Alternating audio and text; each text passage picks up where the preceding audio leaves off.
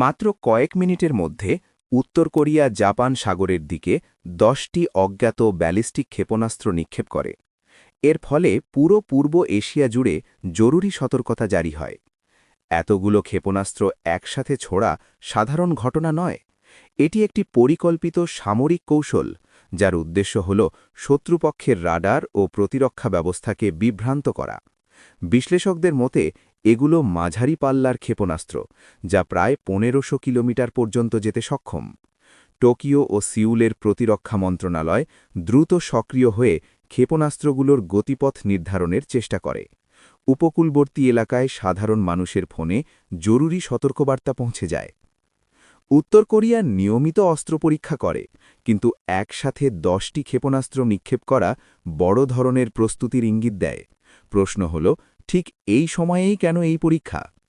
এর উত্তর লুকিয়ে আছে প্রায় 4000 মাইল দূরে মধ্যপ্রাচ্যে। এই ক্ষেপণাস্ত্র নিক্ষেপের সময়ই যুক্তরাষ্ট্র ইরানের বিরুদ্ধে বড় সামরিক অভিযান শুরু করে। হাজার হাজার মার্কিন সৈন্য মরুভূমি অঞ্চলে মোতায়েন করা হয়। যুক্তরাষ্ট্রের লক্ষ্য ছিল ইরানের ক্ষেপণাস্ত্র শিল্প ধ্বংস করা এবং তাদের সমর্থিত মিলিশিয়া নেটওয়ার্ক ভেঙে দেওয়া। এর জবাবে ইরান সমর্থিত বাহিনী আত্মঘাতী ড্রোন ও ব্যালিস্টিক ক্ষেপণাস্ত্র দিয়ে সৌদি আরব, সংযুক্ত আরব আমিরাত ও কাতারে অবস্থিত মার্কিন ঘাঁটি ও অবকাঠামোতে আক্রমণ চালায়। ফলে যুক্তরাষ্ট্রের সামরিক বাহিনী একসাথে যুদ্ধ ও প্রতিরক্ষা দুটোই সামলাতে গিয়ে চাপে পড়ে যায়। এই পরিস্থিতিতে একটি গুরুত্বপূর্ণ সিদ্ধান্ত নেওয়া হয়। যুক্তরাষ্ট্র এশিয়া প্যাসিফিক অঞ্চল থেকে তাদের উন্নত ক্ষেপণাস্ত্র প্রতিরক্ষা ব্যবস্থা থ্যাড এবং পেট্রিয়াটের প্রায় 5টি ইউনিট সরিয়ে মধ্যপ্রাচ্যে পাঠায়।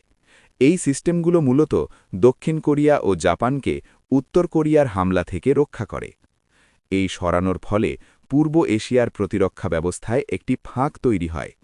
উত্তর কোরিয়া দ্রুত এই দুর্বলতা বুঝতে পারে, তাই তারা 10টি ক্ষেপণাস্ত্র নিক্ষেপ করে একটি টেস্ট চালায়, দেখতে চায় যুক্তরাষ্ট্রের পূর্ণ সহায়তা ছাড়া দক্ষিণ কোরিয়া ও জাপানের রাডার সিস্টেম কতটা কার্যকর। অর্থাৎ উত্তর কোরিয়ার যুক্তরাষ্ট্রের মধ্যপ্রাচ্যের ব্যস্ততাকে কাজে লাগিয়ে পূর্ব এশিয়ার নিরাপত্তা ব্যবস্থার দুর্বলতা প্রকাশ করে।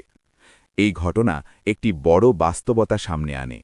দীর্ঘদিন ধরে জাপান ও দক্ষিণ কোরিয়া তাদের অর্থনীতি ও নিরাপত্তা গড়ে তুলেছে যুক্তরাষ্ট্রের সামরিক সুরক্ষার ওপর নির্ভর করে, কিন্তু এখন দেখা যাচ্ছে যুক্তরাষ্ট্রের সেই নিরাপত্তা ছাতা সীমাহীন নয়, এটি একটি সীমিত সম্পদ। রাশিয়া ও চীনের নীরব সমর্থনে উত্তর কোরিয়া এই বার্তা দিচ্ছে যে একাধিক অঞ্চলে একসাথে চাপ সৃষ্টি করলে যুক্তরাষ্ট্রের প্রতিরক্ষা ব্যবস্থা দুর্বল হয়ে পড়তে পারে।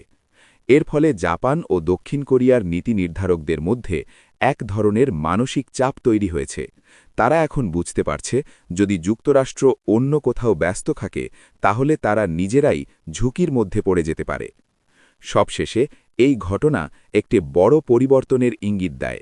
বিশ্বে যুক্তরাষ্ট্রের একক আধিপত্যের যুগ, আনপোলার ওয়ার্ল্ড, ধীরে ধীরে শেষের দিকে যাচ্ছে এবং একটি নতুন বহুমাত্রিক শক্তির ভারসাম্য তৈরি হচ্ছে।